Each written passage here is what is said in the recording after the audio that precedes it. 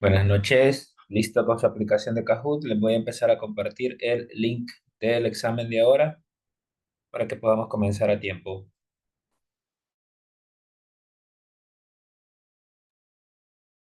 28 años, 33 semanas, presión arterial de 145/95, plaquetas bajas, tira reactiva sin proteínas.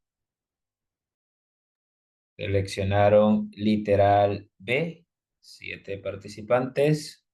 Respuesta correcta, literal B. La otra seleccionaron la mayoría literal A.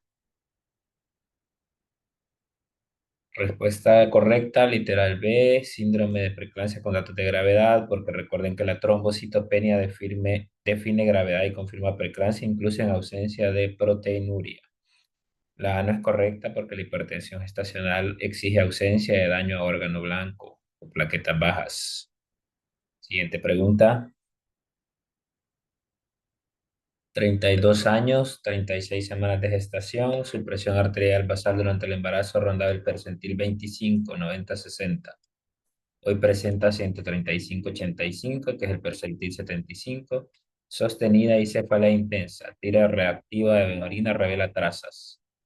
¿Qué concepto clínico describe estos cambios bruscos con valores absolutos menores de 140/90? Seis de ustedes respondieron literal C, que es la respuesta correcta, y 7 de ustedes el literal B.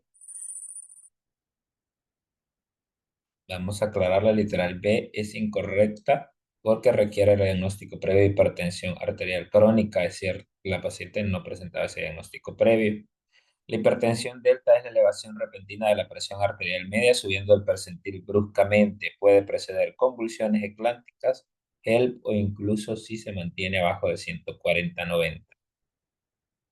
Siguiente pregunta. Paciente multípara de 35 años, hipertensa crónica tratada con metildopa. Presenta empeoramiento agudo de su presión a la semana 26. Recolección en orina de 24 horas reporta 500 miligramos de proteínas previamente negativa. ¿Cómo se clasifica el cuadro?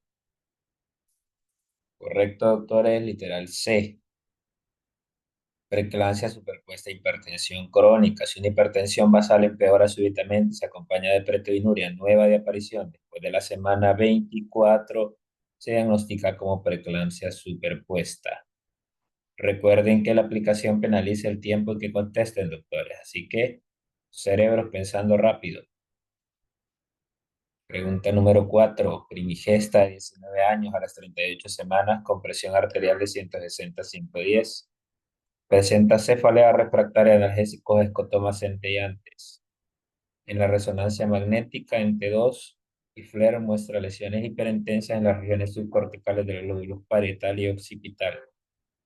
¿Cuál es el mecanismo fisiopatológico de estos hallazgos? Respuesta correcta, literal A. Algunos de ustedes contestaron mucho el literal D. Vamos a revisarlo. El literal D es incorrecto porque la hemorragia se vería distinta, ¿verdad? No es una afectación típica de la hemorragia. La hemorragia normalmente da en el tálamo o algunos ganglios basales. Lo que tiene la paciente es encefalopatía posterior reversible. La hiperperfusión cerebral por lesión endotelial supera la autorregulación y esto desplaza el líquido al intersticio causando el síndrome de Press. Vamos con la siguiente. Pregunta número 5. 30 años, índice de masa de 32, obesidad grado 2, mulípara, cursando su semana 12 de gestación, su ingesta dietética lácteos es baja por intolerancia. Considerando sus factores de riesgo, ¿cuál es la mejor estrategia farmacológica para reducir el riesgo de preeclampsia? Prevención, doctores. Recuerden cuáles son las dos que tienen más evidencia. Correcto, todos han contestado de forma adecuada. Literal de aspirina y calcio. La aspirina reduce la inflamación y favorece la invasión trofoblástica y el calcio está indicado solo en aquellos pacientes que tienen baja ingesta dietética de calcio para suplir la carencia. Vamos con la pregunta siguiente, pregunta número 6. 27 años, 34 semanas de gestación, presenta dolor en cuadrante superior derecho y malestar general. Presión arterial 135/85, enzimas hepáticas elevadas, plaquetas baja, LDH alta. Examen general de orina negativo a proteínas. ¿Cuál es el diagnóstico principal? Correcto, literal C, doctor. La mayoría de ustedes han contestado de forma adecuada. Síndrome de Hell. Recuerden que la paciente en este caso presenta la tríada microangiopática exacta, hemólisis por la LDH alta, enzimas hepáticas elevadas y plaquetas bajas. Hasta un 10 al 15% de los pacientes pueden cursar sin proteinuria ni hipertensión severa. Vamos con la siguiente. Pregunta número 7. Puérpera presenta sangrado abundante tras un parto vaginal. Al ingreso, su hematócrito era de 35. En el puerperio inmediato desciende hasta 26. Asumiendo el volumen agregado durante el embarazo se ha perdido previamente, ¿cuál es la pérdida sanguínea adicional estimada con base al descenso? Pregunta difícil. ¿Ok? Pregunta difícil para que los que se arriesgaron por el literal C, ahorita va la explicación. ¿Por qué es la correcta? El paciente tiene una caída del 9% del hematócrito. Recuerden que la regla establece que tras perder la hipervolemia del embarazo, cada disminución del 3% equivale a una pérdida de 500 ml. Eso quiere decir que si perdió 9% del hematócrito, 9 entre 3 es 3 y 3 por 500 es 1500 ml por la fórmula para el cálculo de la volemia materna que les da su libro de texto. Vamos con la siguiente pregunta. Primigesta con embarazo gemelar a término, presenta hemorragia profusa inmediatamente tras el alumbramiento. A la palpación abdominal, el fondo uterino se encuentra por encima de la cicatriz umbilical y de consistencia blanda. ¿Cuál es el factor de riesgo primario que desencadenó esta complicación? Pregunta fácil. La mayoría han contestado literal B, que es la respuesta correcta. Recuerden los factores de riesgo, las causas de hemorragia obstétrica, la más frecuente la atonía uterina. En el caso del embarazo gemelar, provoca una sobredistensión de las fibras miometriales, lo que impide su contracción efectiva. Entonces, la respuesta correcta es literal B, sobredistensión uterina. Vamos con la siguiente. En el manejo del choque hipovolémico por hemorragia obstétrica en curso, ¿cuál es el umbral analítico recomendado por la mayoría de expertos para iniciar de forma rápida transfusiones de concentrados de eritrocitos? Tiene que ver con la fórmula, doctores. Recuerden, correcto literal D, hematócrito menor al 25%. Con una hemorragia en curso, el consenso de expertos recomienda transfusión rápida de sangre cuando el hematócrito cae por debajo de 25%, ya que el gasto cardíaco no disminuye sustancialmente hasta niveles críticos de pérdida.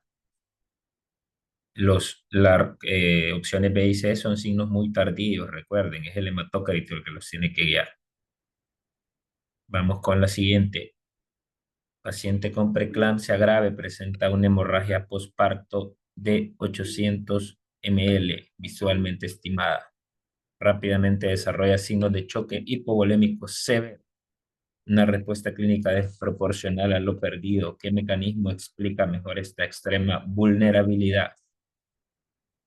Pregunta difícil, vamos. Recuerden que la clave es preeclampsia. 5 segundos. Pregunta difícil, veo que muchos la fallaron. La mayoría respondieron el literal B y el literal C. Felicidades a los que respondieron el literal C.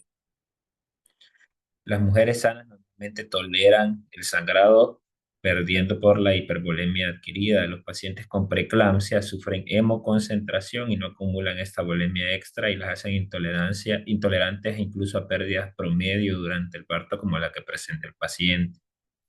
Entonces la respuesta correcta es el literal C, ausencia de expansión fisiológica de la volemia en el embarazo. El literal B no es correcta porque los pacientes presentan vasoespasmo sostenido, no vasodilatación. Vamos con la siguiente. Tras un parto vaginal, una paciente presenta atonía uterina refractaria al masaje bimanual y a la administración secuencial de dosis máximas de oxitocina, orgometrina y ácido tranexámico.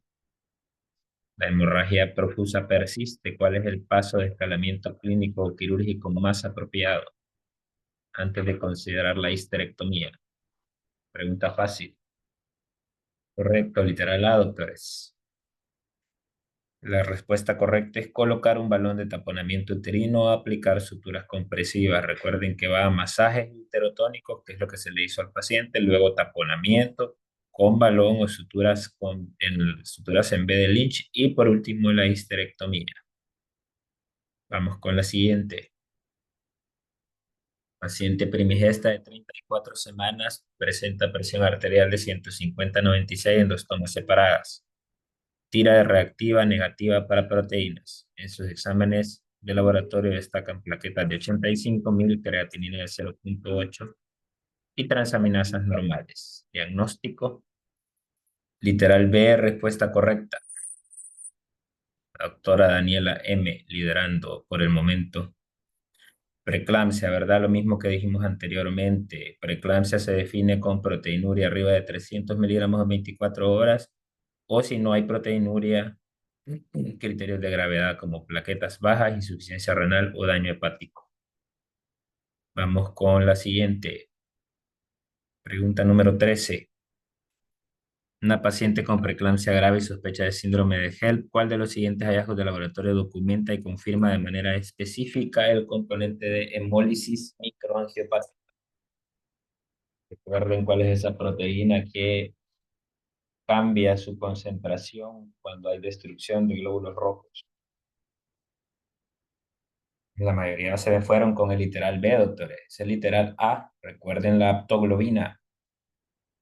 La aptoglobina es la que nos ayuda a diferenciar la hemólisis porque se agota al unirse la aptoglobina libre liberada por la destrucción de los eritrocitos, ¿verdad? Entonces, las transaminasas rara vez superan los 500 en preeclampsia y los tiempos de coagulación suelen mantenerse normales.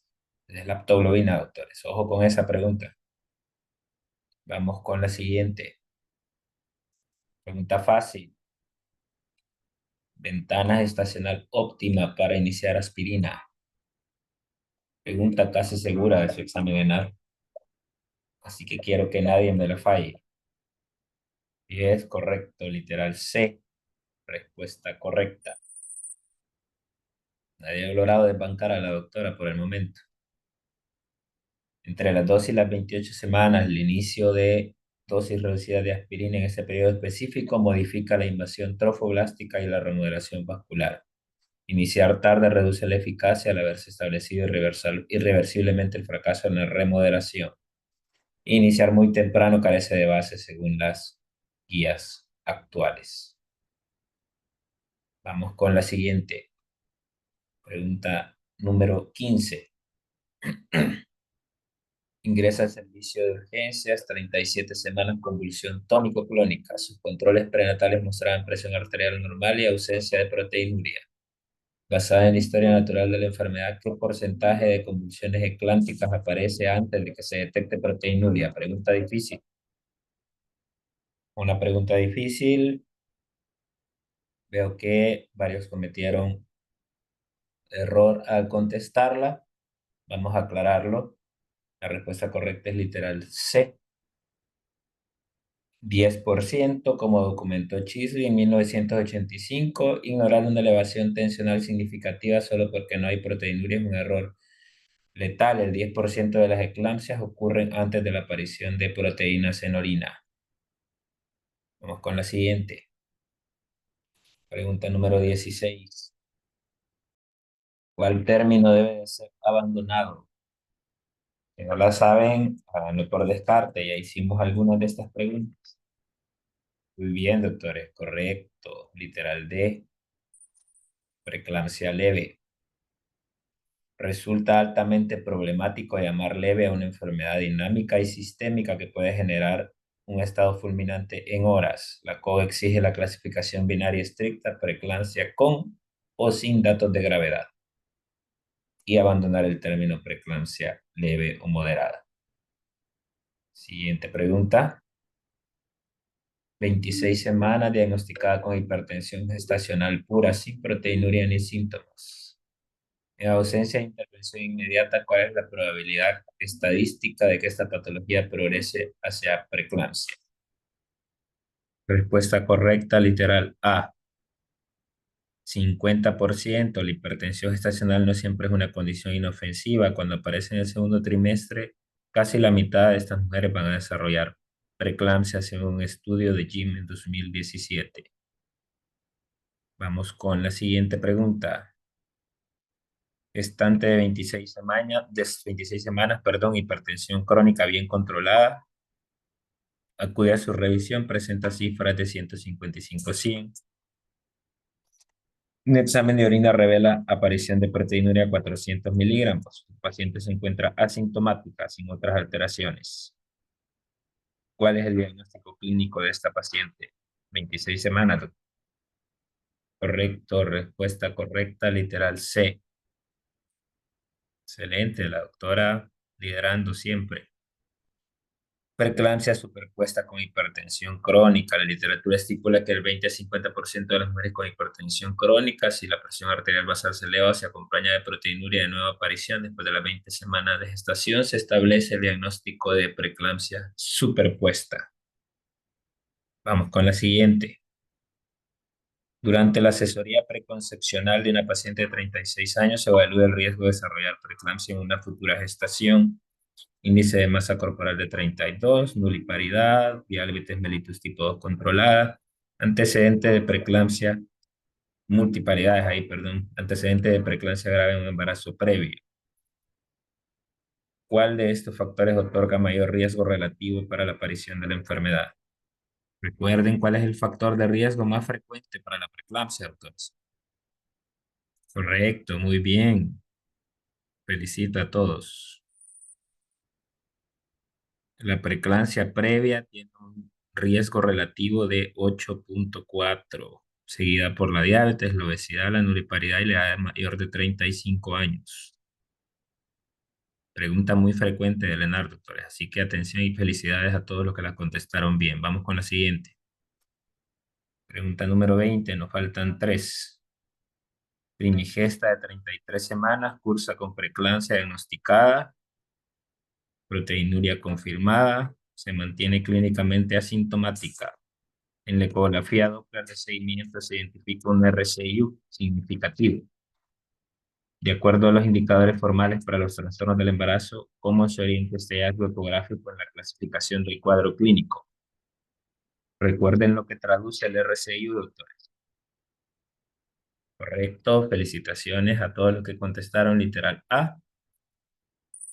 Recuerden que el RCIU traduce insuficiencia placentaria y si el paciente tiene restricción del crecimiento intrauterino, se debe de reclasificar como preeclampsia grave. Vamos con la siguiente. En una unidad obstétrica se evalúa la propuesta de implementar medición sistemática del ácido úrico como una prueba de tamizaje primario de alta precisión para detectar preeclampsia en pacientes del tercer trimestre. ¿Qué dice su literatura sobre esta prueba, doctores? Ácido úrico, distractor típico en las pruebas de NAR, doctores, el ácido úrico. Correcto, felicitaciones, doctores. La mayoría de ustedes han contestado literal B, el ácido úrico ya no debe de utilizarse para predecir preeclampsia porque su sensibilidad es sumamente variable y rara vez debe utilizarse como criterio. Ok, vamos con la siguiente. Penúltima pregunta, número 22. 30 semanas, ingresa con preeclampsia a las 48 horas de instalar manejo expectante para prolongar la gestación. La paciente presenta cefalea frontal intensa que no se ve analgésicos, acompañada de visión borrosa. Desde el punto de las directrices obstétricas críticas, ¿qué implicación directa tienen estas manifestaciones neurológicas? En los casos clínicos, doctores, descarten las dos menos probables, si no saben la respuesta, y decidan entre las dos más probables, reduzcan al 50% la probabilidad. Excelente. Literal C, respuesta correcta. La cefalea representa una afectación profunda del sistema nervioso central y contraindican formalmente continuar con el manejo expectante y se debe finalizar urgentemente el embarazo. Y vamos con la última pregunta del día de ahora. Pregunta número 23. La etiopatogenia contemporánea de la preeclampsia se organiza conceptualmente mediante un modelo clínico de dos fases. Según esto, la fase 2 corresponde a un síndrome materno sintomático impulsado por disfunción endotelial sistémica franca a nivel celular y vascular. ¿Cuál es el evento patogénico primario, profundo y silencioso que da origen a la fase 1? Las primeras páginas de su capítulo. Toda la fisiopatogenia de la preeclampsia se define con este literal. Así que espero que todos la contesten de forma correcta. Exactamente, literal B. La remodelación vascular defectuosa de las arteriolas espirales uterinas por parte de los trofoblastos endovasculares es la base de la fisiopatología de la fase 1 y de la fase 2 es la disfunción endotelial materna generalizada. Terminamos, doctores. Veamos cómo quedó la tabla final para el día de hoy. El podio. A ver si alguien logró desbancar a la doctora. MP, tercer lugar. Segundo lugar. Y en primer lugar, creo que no lo lograron desbancar. La doctora Daniela se lleva el primer lugar de esta sesión. Felicidades al cuarto y al quinto lugar también, doctores. Terminamos la sesión del día de ahora. Mañana examen en su casa y el día viernes vamos a evaluar los 4 temas, hacer preguntas un poco más sencillas que estas, no basadas en casos clínicos, sino preguntas directas. Así que ginecología, los 4 temas, parto y trabajo de parto y las guías de cáncer de cervix. Así que a preparar su examen del día viernes, doctores. Excelente, pasen buenas noches. Gracias por participar y buenos resultados, doctores. Luego se los vamos a retroalimentar.